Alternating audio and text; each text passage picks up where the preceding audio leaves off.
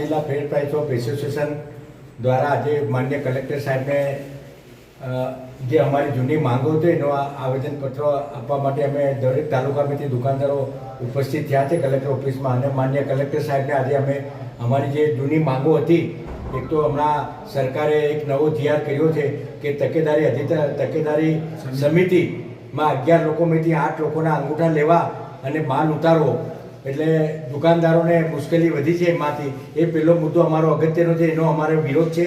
બીજો મુદ્દો જે વારસાઈ હયાતીમાં જે વારસાઈ થતી તે સરકારે જીઆર કરીને રદ કરી છે, બીજો મુદ્દો છે. અને રેગ્યુલર અમને કમિશન નથી મળતું, એ અમારો ત્રીજો મુદ્દો છે.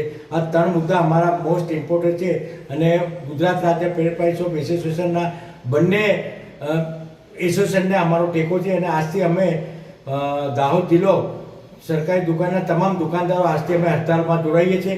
અને અમે સંપૂર્ણ હડતાલમાં 100% જોડાયા છે. જ્યાં સુધી અમારું નિરાકરણ ના આવે ત્યાં સુધી અમારી હડતાલ ચાલુ રહેશે.